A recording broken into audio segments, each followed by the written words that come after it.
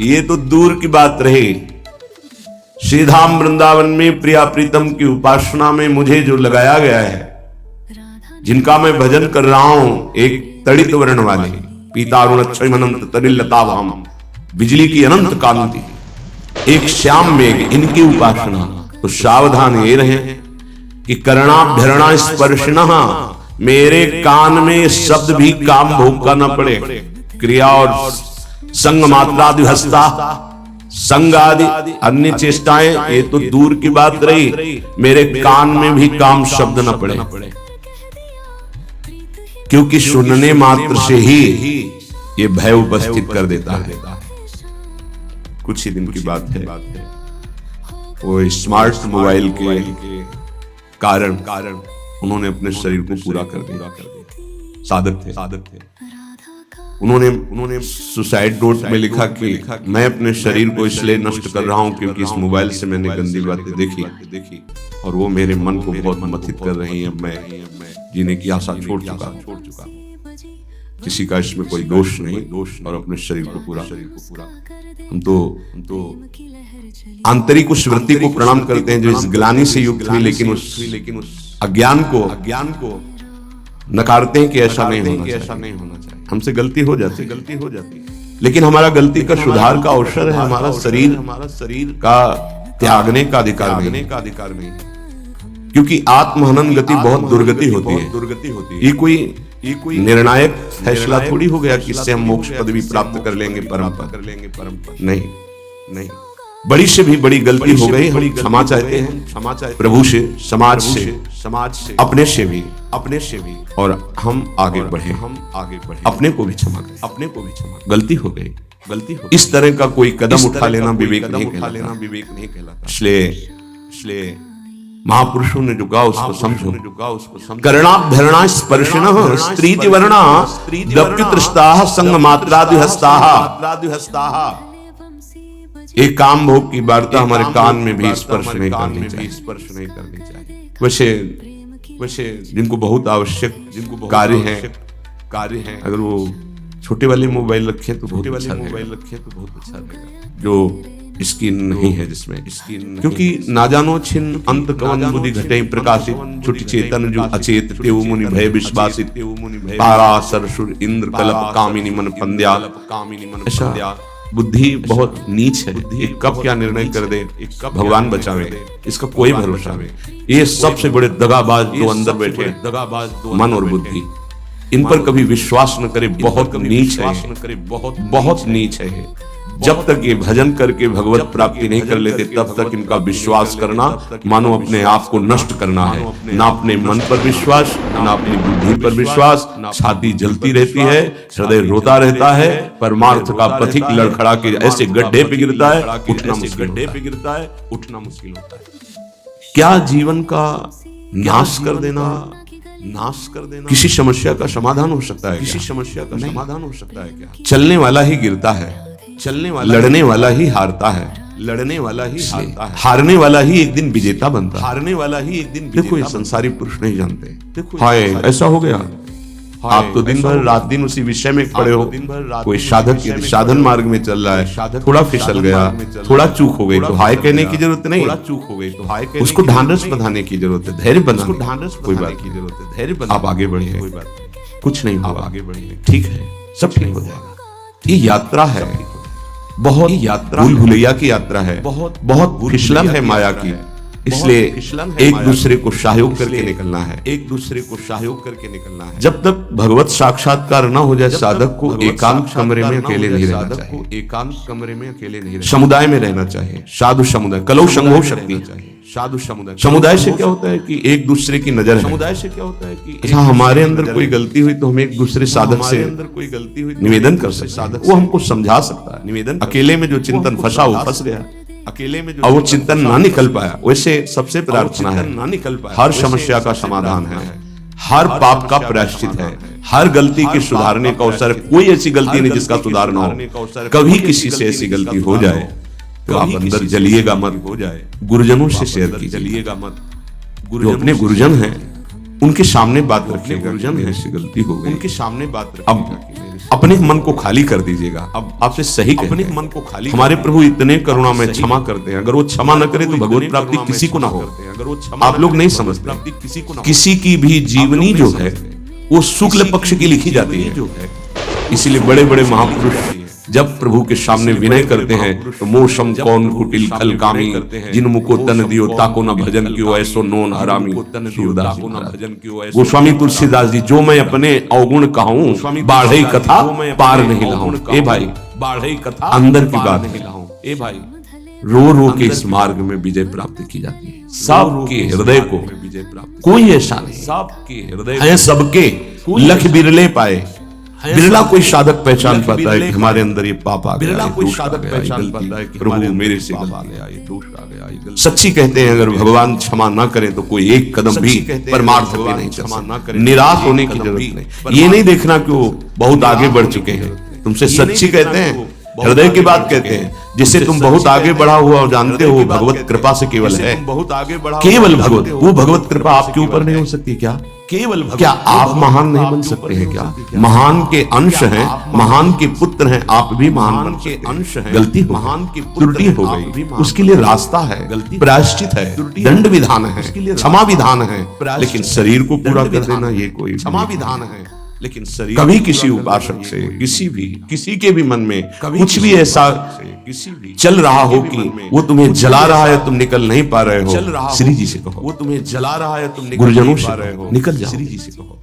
अगर विवेक काम करे तो ध्यान ही मत दो उसकी तरफ, निकल जाओगे। अगर विवेक, ऐसा नहीं कि उसमें डूब जाओ, उसी चिंतन में डूब जाओ। इसीलिए हम कहते हैं उसमें डूब, एक एकांत कमरे में रहकर साधना करता है, एक रोज सत्संग करता है, बड़ा अंतर होगा, बड़ा अंतर होगा। सत्संगी कलावान हो जाएगा, क्या युक्ति आ जाएगी बचने की उसकी, किस विकार से, किस भावना से कैसे बचा जाता है बचने की उसकी, और वो किस विकार से, किस भावना, बहुत जरूरी है भजन। अगर भजन में युक्ति नहीं तो मुक्ति होना बहुत कठिन है। इसलिए साधु संग किया जाता है कि उनके अनुभव, उनकी युक्तियां हमको विचारों से बचा सके। हमारे अंदर विचारों का जाल फेंका जाता है, जो मन बुद्धि है वो विचारों के जाल में हमको फंसाती है, हमें बचना है। मन बुद्धि है वो विचारों के जाल में हमको फंसाती है। थोड़ी सी चूक हमारे पूरे जीवन को नष्ट कर देती है, थोड़ा सा मनोरंजन हमारे जीवन को असमर्थ बना देता है। इसलिए समस्त साधकों से, उपासिकाओं से, सबसे, वो गृहस्थ हो या विरक्त हो, सबसे प्रार्थना है, एक बार हिम्मत करके निकल चलो।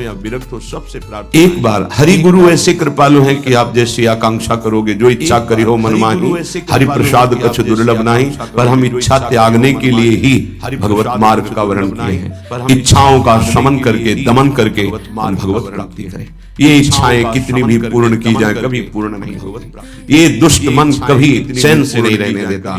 ये हर समय संकल्प विकल्प बनाते हुए सब प्राणियों को अधीन किए हुए है। बड़े भाग्यशाली हैं जो इसकी चाल को पहचान गए और गुरु प्रताप से प्राप्त नाम मंत्र के बल से इसकी चाल को नष्ट कर दिया। प्रताप से प्राप्त श्रीपाद कितनी सावधानी की बात कह रहे हैं। करणाभरणा स्पर्शिणः, मेरे कान में भी ये शब्द नहीं पड़े। हे प्रियालाल, ऐसी कृपा करो कि मेरे कान में भी काम भोग की बातें न पड़े, कि मेरे कान में भी मोबाइल में देखें बातें न पड़े। इसीलिए बहुत विचारणीय विषय है, सावधान। हम हृदय से पीड़ित होकर के कह रहे हैं कि आपके पास यदि वो स्मार्ट मोबाइल है और आपकी क्षमता ऐसी नहीं कि आप अपने मन को रोक सके, तो कृपया आप मोबाइल को चेंज कर बदल को रोक सके। आपको आवश्यक है छोटा वाला रखें, बड़ा वाला पारिवारिक जनों को दे दें या हटा दें, आवश्यक, क्योंकि आज हमारी बुद्धि शुद्ध है, कल हमारी बुद्धि कुछ देखना चाहेगी। अगर हम देख लिए तो हमारा मनन बनेगा, मनन बनेगा तो असहनीय हो जाएंगे, हम सहन नहीं कर पाएंगे। सहत सहत बाढ़े भगत ग्रह तन गुरु हितगार, सहन करने वाला भक्ति मार्ग में आगे बढ़ता है और टूट गया तो संसार में सहन करने वाला भक्ति मार्ग में आगे बढ़ता है। प्रायः साधक बहुत सावधान रहते हैं, पर ये असावधानी चूंकि स्वाभाविक सहज में हो जाएगी। हमारे पास रखा है ना मोबाइल, पर ये असावधानी अपने स्वाभाविक में लिखा हो जाएगी। हमारे पास रखा है ना मोबाइल, मैं इस इंटरनेट और इस मोबाइल के कारण ऐसा लिखा, तो मुझे इस बात पर बहुत कल से विचार हुआ। मतलब बड़ा एक तो ये दुख हुआ कि ऐसा नहीं होना चाहिए था, उसके लिए समाधान है। हम ऐसा क्यों करें, मोबाइल को यमुना जी में फेंक दें, कसम खाएं नियम लेके मोबाइल रखेंगे नहीं। हम ऐसा क्यों करें? हमें लगता है 25-30 वर्ष से मोबाइल की रचना हुई है, पहले तो नहीं थे। तो क्या पहले भारत में कोई जीवित नहीं था क्या मोबाइल के बिना? क्या कोई चल नहीं रहा था क्या मोबाइल के बिना? क्या कोई समस्याएं सबको घेर रही थी? हमें लगता है जब से ये बढ़ा तो समस्याएं बढ़ गई। मोबाइल के बिना क्या समस्याएं? ना हम चैन से विश्राम कर सकते हैं, ना हम कहीं अपने हृदय को प्रभु की तरफ लगा सकते हैं। जहाँ एकांत हुआ उसी में लग गए, तो रील देख रहे हैं, अपने गेम देख रहे हैं, सीरियल, अब तो पूरा सब उसी में संसार भरा हुआ है। देख रहे हैं बहुत सा गेम देख रहे हैं, सीरियल, अब तो अपने नेत्रेंद्रीय, अपने श्रवणेंद्रीय, वाकेंद्रीय, तीन साधना पे बहुत जोर रील डालती है या सहयोग करती है। नेत्रेंद्रीय देखना, श्रवणेंद्रीय सुनना और वाकेंद्रीय बोलना, इन तीन का बहुत बड़ा योगदान है। श्रवणेंद्रीय सुनना, श्रवण, बोलना, कथन का बहुत बड़ा दर्शन, ये श्रवण अगर सही है तो साधना बढ़ जाएगी और दूषित है तो साधना नष्ट हो जाएगी। ये अगर सही स्वाभाविक आप समझना, और दूषित है तो अगर हमारे पास विषय सामग्री है तो हम लाभाविक करें, मन को नहीं रोक सकते, वो विषय सामग्री में गिरी जाए। हमारे पास नहीं नहीं नहीं नहीं हो गए, मन को नहीं रोक सकते, पक्का समझ लीजिए गिरी जाएगा। नहीं नहीं, मोबाइल में पूरे विश्व का विषय भरा हुआ है, पक्का समझ लीजिए। अगर आप उसका सदुपयोग करें, मोबाइल में पूरे विश्व का विषय भरा हुआ है, लेकिन सदुपयोग करने की लालसा कम, दुरुपयोग करने की लालसा ज्यादा हमारे अंदर भरी हुई है। लेकिन तो हमसे ऐसी चूक ना हो, अगर ऐसी चूक हो भी जाए तो आप निराश मत होना, प्रार्थना है आपसे। हमसे ऐसी चूक ना हो, कुछ नहीं बिगड़ेगा। ऐसी चूक हो भी जाए, अगर अंतिम बन गया तो सब बन गया। आपको निराश नहीं होना है, आपको किसी महापुरुष से तत्काल निवेदन करना है, अपनी बात रखनी है, आनंदित हो जाओगे, कुछ नहीं बिगड़ा। अरे घोर वैश्यागामी, घोर पापाचारी को भगवत प्राप्ति हो सकती है, तो ये ऐसी कोई बात दिमाग में न लावे।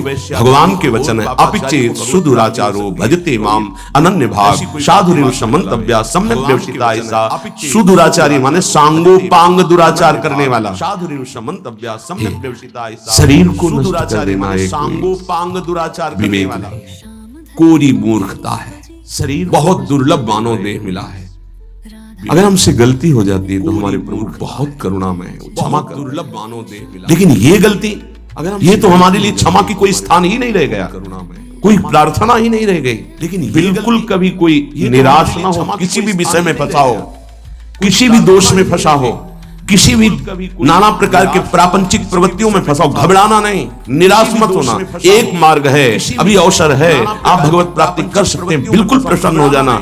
अगर आपको ऐसा कहीं आसपास कोई संत महात्मा, उनके समीप जाना, जो सुलझे हुए हों, उनसे अपनी बात कहना, वो आपको संभाल लेंगे। या ऐसा ना हो तो प्रभु के श्री विग्रह के सामने रोना, वो संभाल लेंगे, पक्का वो आपको संभाल लेंगे। ये काम जब राग से उत्पन्न होता है तो केवल पाप ही कराएगा भगवान। महासनो महापाप, ये महापापी से उत्पन्न होता है काम केवल पापात्मा ही कराए, ये उसे पापात्मा बना देता है जिसके हृदय पर अपना अधिकार करे।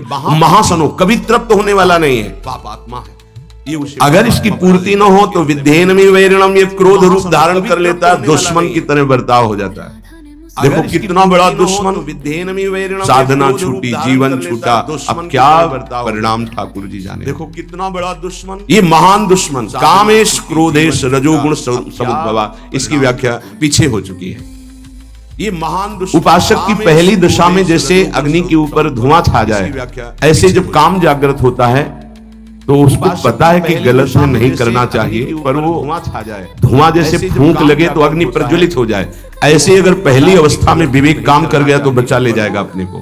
धुआं जैसे दूसरी अवस्था आती है, प्रज्वलित हो जाए, शीशे पे जैसे मल का लेप हो जाए तो अपना प्रतिबिंब नहीं दिखाई देता। दूसरी अवस्था ऐसे उसको ये समझ में ही नहीं आता कि मुझे ये नहीं करना चाहिए, तो अपना बार बार राग कहेगा इसमें सुख है, सुख है। अगर वो कोशिश करे तो हट सकता है, तीसरे में नहीं। तीसरा है जैसे जेर से ढका हुआ गर्भ, निर्णय करने की शक्ति ही खत्म हो जाती है, तीसरे में नहीं। आवृतम ज्ञान में तेनो ज्ञानिनो नित्य वैरिणा काम रूपेण कौन्ते दुष्पूरेणा नलेन च। हे कुंती नंदन, ये अग्नि के समान कभी तृप्त ना होने वाला काम ये ज्ञानियों का नित्य दुश्मन है। ये अग्नि ये नित्य बैरी है, ये ज्ञान को ढक करके नष्ट कर देता है, ज्ञानियों का नित्य दुश्मन है। कभी हंसी मजाक खेल कूद मनोरंजन ये ज्ञान को विपरीत आकर्षण वालों से ना करें, प्रार्थना है। कभी हंसी हंसी में खेल में ऐसी गलती हो जाती है विपरीत आकर्षण वालों की, फिर मन प्रार्थना जलता रहता है, फिर मन अधीन खेल में ऐसी गलती हो जाती है। जो हमको चिंतन करके भगवदानंद में डूबना था वो विषयानंद का चिंतन हो जाता है। कह रहे मन अधीन आवृतम ज्ञान में तेन, जो ये ज्ञान को ढक लेता है। भगवदानंद में ज्ञानिनो नित्य बैरिणा, ये ज्ञानियों का भी नित्य बैरी है। आवृतम ज्ञान में तेन, ये दुष्पूरेणा ज्ञानिनो नित्य बैरी, ये कभी पूरित नहीं होता, चाहे जितना इसको भोग देते रहो। ये अनिलीन जैसे अग्नि घी डालते रहो, कभी शांत, जितना इसको भोग देते रहो।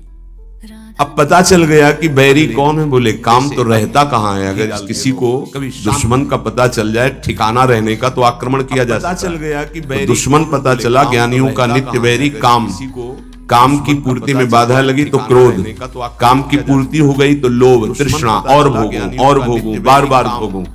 काम की पूर्ति मुखिया है आवागमन का, जन्म मरण का मुखिया है काम, लोभ तृष्णा। ये रहता कहाँ है अगर पता चल जाए तो आक्रमण करने में समर्थ हो सकता है साधक। कहाँ रहता है भगवान इसका निवास स्थान बताते हैं कि काम रहता कहाँ है। इंद्रियाणि मनोबुद्धि रस्याधिष्ठानमुच्यते एतैर्विमोहयत्येषो ज्ञानमावृत्य देहिनम्। इंद्रियां मन बुद्धि ज्ञानमावृत्य देहिनम्, ये आफिसे हैं इसकी, यहाँ बैठता है। इंद्रियाणि मनोबुद्धि रस्याधिष्ठान मुच्यते, इसकी ऑफिस है, काम की ऑफिस। इंद्रियां बैठता है, मन इंद्रियाणि मनोबुद्धि रस्याधिष्ठान, ये काम इंद्रियां मन बुद्धि के द्वारा काम की ऑफिस ज्ञान को ढक देता है मन, और गलती हो जाती है। बुद्धि इतनी जल्दी बुद्धि को कवर करता है काम, विचार करने की सामर्थ्य नहीं रह जाती उपासक में, और गलती विषयी पुरुषों की तो यहाँ चर्चा नहीं। इतनी वो तो गिरे हुए हैं, गिरा हुआ क्या गिरेगा साधक, विचार करने की सामर्थ्य नहीं रह जाती उपासक। इतनी जल्दी आक्रमण करता है कि जल्दी बोलने में देर लगी, उसको कवर करने में देर नहीं लगती साधक की बात। तत्काल वो बुद्धि को कवर करके ज्ञान रहित करके अपना चिंतन, अपनी चेष्टा, देर लगी उसको कवर करने में देर नहीं, ज्ञान को ढककर देह भाव वाले पुरुष को कवर करके ज्ञान ये मोहित करके भ्रष्ट अपनी चेष्टा। देह भाव, मैं पुरुष मैं स्त्री, जब तक ये भाव है तब तक बहुत सावधान। ये मोह इंद्रियाणि मनोबुद्धि रस्याधिष्ठान मुच्यते, ये ऑफिस है लेकिन घर अभी नहीं बताया गया, तब तक बहुत सावधान। सही माने में काम का वास अहम में है, देहाभिमान। इसमें भगवान ने जो वर्णन किया एतैर् विमोहयत्येष ज्ञानमावृत्य देहिनम, देहिनम देह भाव, देह भाव अहम भाव, इसमें भगवान मुख्य इसका निवास स्थान अहम भाव में। मैं पुरुष हूँ, मैं स्त्री हूँ, मैं शरीर हूँ, ये जो भाव है अंतःकरण में मन बुद्धि चित्त अहंकार, इसका घर है अहंकार। ऑफिस है इंद्रियां मन और बुद्धि। अंतःकरण में ये अहंकार की गुफा में छुपकर बैठ करके प्रहार करता है, मन और इंद्रियों को अधीन करके भोगों में हर प्राणी को फंसाए हुए है, चाहे वो चिड़िया हो, चींटी हो, मनुष्य हो, पशु पक्षी, कोई भी 84 लाख योनियों में एक छत्र इसका राज्य है। वही बचते हैं जो भगवान के आश्रित और भगवत शास्त्र की गुरुजनों की अक्षरशः आज्ञा का पालन करते हैं। राज्य है जहां इतनी सी भी हम गुरु आज्ञा शास्त्र के विरुद्ध हुए, वही हम फंस गए, गुरुजनों की वही क्लेशित, वही अशांत हुए, वही रास्ता रुकेगा। पक्की बात समझ लीजिए, एक शब्द भी हमें अपनी नहीं लगानी बुद्धि से, क्योंकि उसी बुद्धि मन में वो बैठा हुआ है, वही अशांत जो वैरी बैठा हुआ है उसी में बैठा हुआ, वो न्याय कैसे करेगा। एक शब्द भी हमें अपनी नहीं लगानी बुद्धि से। किसी भी पदार्थ को जब देखते हैं तो इंद्रियों में कामना पैदा होती है, इंद्रियों में उसी में बैठा हुआ न्याय। जब इंद्रियों में कामना पैदा, पदार्थ वस्तु व्यक्ति स्थान पहले देखना ही होता है, पदार्थ या सुनना होता है, तभी कामना पैदा होती है, सुन के या देख के।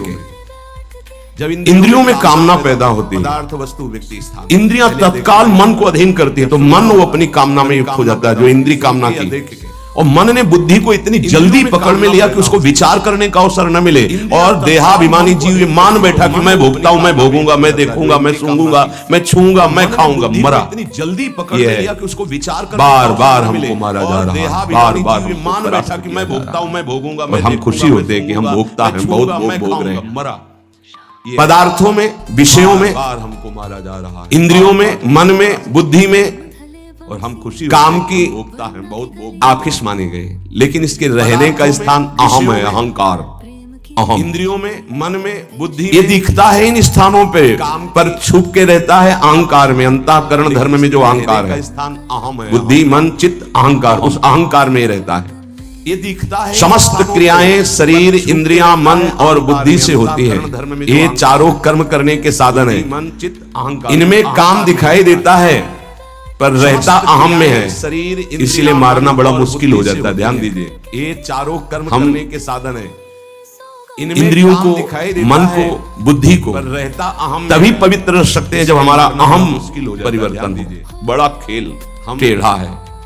देह भाव जब तक है तब तक काम उसमें बैठा हुआ है, तभी पवित्र हमारे अहम में ही बैठा हुआ छुपा, इसीलिए हम मार नहीं सकते। बड़ा खेल। जब हम हटे तब घर में दिखाई देगा कि अहम के घर में एक काम बैठा है। हटे कहां? कि शाम को जब प्रभु के चरणों में, गुरुदेव के चरणों में दिया, बहुत नीच है। जब हम हटे बहुत नीच है, तब घर में दिखाई देगा एक नहीं सुनता शास्त्र की बात, गुरु की बात, मन मानी कर बैठता, फिर पश्चाताप में गुरुदेव, फिर जलता रहता है, फिर रोता रहता है। नीच है मन। फिर अवसर आता है, फिर वही करता है, बार बार क्यों कर पा, और वो सोचता है, मन मानी कर बैठता, फिर किसको मारूं, फिर जलता रहता है। भोजन न पाऊं, पानी न पीऊं, फिर वही अपने को पीटूं, क्या करूं, क्यों कर पा, और वो सोचता। ये साधक की बातें हैं। क्या करूं? अब वो सुरक्षित बैठा है, आसन लगाए अहम में। अब आप बाहरी है, दंड देते रहो, पानी न दो, भोजन न दो, आप मानो कुछ नहीं होना उसको। वो ऐसी जगह बैठा है आम में, वो सुरक्षित अवसर आते फिर क्या, अब आप बाहरी है, फिर वो क्लेशित होता है। अब क्या करूं कौन? अच्छा 4 दिन उपवास कर लेता हूं, तो उपवास किया तो प्राण बैठा है, लेकिन वो हम में बैठा है, अवसर आते फिर बहुत समझने का विषय। फिर वो क्लेशित होता है। ये मरेगा अहम त्याग से। अच्छा 4 दिन उपवास कर लेता हूं। अहंकार, देहाभिमान जब गलित होगा तभी ये काम नष्ट होता है। ये बहुत समझने का विषय। अहम जड़ चेतन मरेगा की ग्रंथि में बैठा हुआ है। अहंकार, देहाभिमान जब गलित होगा, जड़ चेतन की कभी ग्रंथि हुई नहीं, फिर भी छूटती कठिनाई। क्या? मैं पुरुष, जब तक मैं पुरुष हूं तब तक काम है, जब तक मैं स्त्री हूं तब तक काम है। जब ये अहम प्रभु के चरणों में समर्पित हो जाता है या धर्म में समर्पित हो जाता है, जब तक मैं तभी वहां से काम हटता है। काम शून्य अहम तब तक ब्रह्म स्वरूप है। जब मैं वो ब्रह्म स्वरूप है और काम युक्त अहम, देहाभिमान, यही दुर्गति का कारण है। ये केवल मैंपन में बैठा हुआ है। मैं अमुक हूं, अमुक वर्ण का, अमुक आश्रम का, अमुक काम युक्त, इसी पे काम बैठा हुआ है, यही दुर्गति का कारण है। इसी कामना से ना चाहते हुए भी पाप होते हैं। अर्जुन ने पूछा था, अर्जुन का, अमुक आश्रम का, प्रभु ना चाहते हुए भी ये पाप कौन करवा देता है? इसी पे काम बैठा हुआ है। नहीं चाहते हमसे कोई गंदा काम, इसी कामना काम बैठा है अहम में भी पाप। जहां संग बना तहां दोष उपस्थित हो गया। जान ही नहीं पाया कि दुश्मन हमारे अंदर बैठा है, और ये दुश्मन की प्रेरणा वो मित्र मान लेता है कि सुख भोग होगा, बस वही वृत्त हो जाता है। जहां संग बना तहां दोष उपस्थित हो गया। पाप अगर है तो भुगत कर नष्ट हो जाता है, लेकिन ये काम नहीं, काम भोग करके नष्ट नहीं होता और बढ़ जाता है और छुपा रहता है अहम में। काम बंधन मेवैकम नान्यदस्ति है बंधनम, काम बंधन मुक्तो ही ब्रह्म भूयाय कल्पते। करके नष्ट नहीं होता और बढ़ जाता है। जगत में बंधन है तो एकमात्र काम का बंधन। काम बंधन मेवैकम, अगर कोई सृष्टि में परेशान है तो एक बात से परेशान है, तो ही ब्रह्म भूयाय कल्पते। देख लो, रुपया, पैसा, खान पान सब काम, इसी की पूर्ति के लिए है। काम, कामना, परेशान है तो एक बात से परेशान है। बंधन एकमात्र इसी काम का, दूसरा कोई बंधन नहीं है। काम बंधन मेवैकम नान्यदस्ति ही बंधनम, काम बंधन मुक्तो ही ब्रह्म भूयाय कल्पते। जैसा अभी वर्णन किया कि जहां देह भाव में जो काम बैठा है हटा तो जो मैं है वो शुद्ध ब्रह्म है। ब्रह्म भूयाय कल्प, तत्काल वो अपने ब्रह्म स्वरूप को प्राप्त हो गया। ब्रह्म भूयाय कल्प, इसीलिए कहा गया वर्णन किया कि जाहि न चाहि कबहु कछु, तुम सन सहज सने बसौ निरंतर दासु सुराउर निधि। भूयाय कल्प, तत्काल बस एक प्रार्थना है, अगर मान लोगे तो निकल जाओगे। इसीलिए कहा गया है अगर आप विपरीत शरीर का संग नहीं करोगे, सहज सने विपरीत दर्शन और संभाषण नहीं करोगे तो स्फुरणा होगी, खत्म हो जाएगी, आपको कोई परेशान नहीं कर पाएगा, निकल जाओगे। अगर विपरीत आकर्षण का आप संग करेंगे, दर्शन करेंगे, संभाषण करेंगे तो विपरीत चाहे जितने प्रवीण विद्वान ज्ञानी संयमी हो, आपको पतित होना पड़ेगा। इस शब्द लिख लीजिए। अगर विपरीत ये शास्त्र सम्मत अनुभूत बात है। संभाषण करेंगे तो हम भूख को सह सकते हैं, लेकिन हमारे पास भोजन रखा हो, आपको पतित होना पड़ेगा। अगर ब्रह्म प्राप्त हो गया है तब तो कोई बात नहीं। अगर देह भाव है फिर भूख को नहीं सह सकते। आप बैठे हो, आपके सामने भोजन रखा,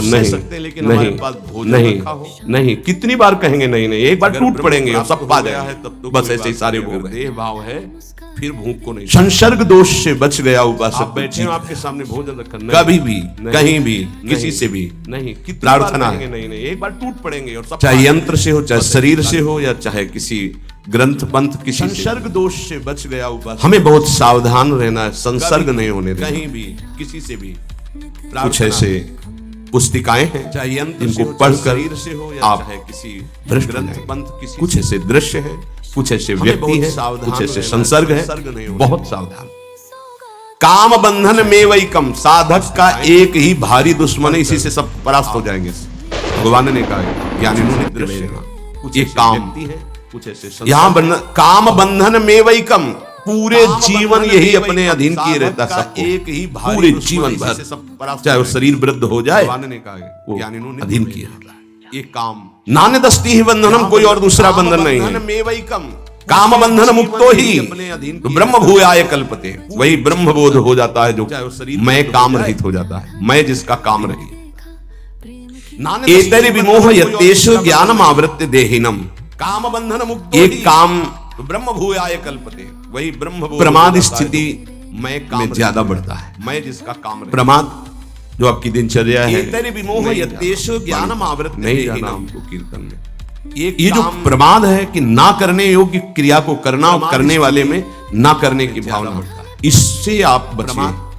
जो आपकी आप अपनी दिनचर्या को बिल्कुल ब्रह्म मानिए, आप जीत जाएंगे। ये जो पक्का प्रमाद है जीत कि जाएंगे। ना करने योग्य आपकी क्रिया को दिनचर्या करना, टाइम टू करने टाइम वाले में कई ना वर्ष करने, लगातार चले, फिर आप देखना इससे आप रंग आ जाएगा आप में।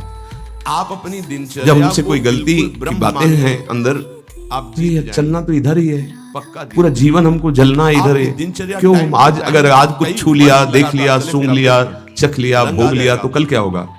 आखिरकार जलना तो पूरे जीवन है ना, तो हम थोड़ा और जल लेते हैं, फिर शांति के मार्ग में आगे बढ़ जाते हैं विचार के द्वारा। जलना इधर नहीं चाहिए। क्यों हम आज अगर अच्छा, आज छू जिनके लिया, पास देख है लिया, सब भोग सूंघ लिया, भोग रहे हैं वो